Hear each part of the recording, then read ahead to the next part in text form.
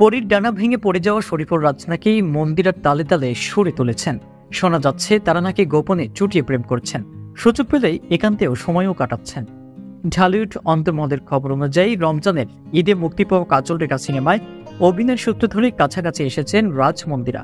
পর্দার বাইরে তাদের রসায়ন দেখে তেমনটাই আন্দাজ করা স্বাভাবিক বটে, ফলে এ নিয়ে হচ্ছে আলোচনা।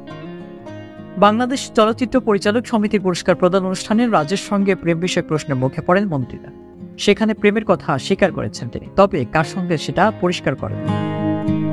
রাজ ভালো বন্ধু জানে, মন্ত্রীরা বলেন আমরা খুবই ভালো বন্ধু, প্রেমটা হওয়ার সুযোগ নেই। আসলে বলতে পারি সে আমার খুবই ভালো একজন বন্ধু হয়ে উঠেছে।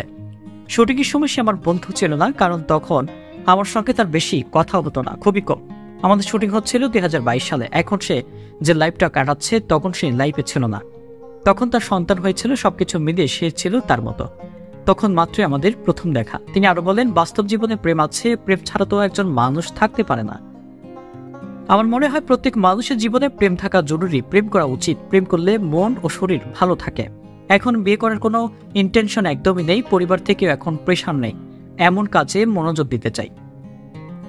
তবে প্রেমিকের পরিচয় প্রকাশ করেন মন্ত্রীরা, সেই দায়িত্ব দিলেন সাংবাদিকদের ওপর। তিনি বলেন প্রেম তো করছি, কার সঙ্গে করছি, কিভাবে করছি, এটা সাংবাদিকদের দায়িত্ব খুঁজে বের করার। আপনারাই খুঁজে বের করুন। চ্যানেল আইয়ের রিয়েলিটি শো সেরা নাচিং এর মাধ্যমে বিনোদন অঙ্গনে যাত্রা শুরু করেন মন্দিরা। নাচের পাশাপাশি চলচ্চিত্র মনোযোগী হতে চাইছেন তিনি। আগামীতে নীলচক্র নামে একটি চলচ্চিত্র মুক্তির কথা রয়েছে তার। এছাড়া নতুন আরেকটি চলচ্চিত্রে চুক্তিবদ্ধ হয়েছেন তিনি।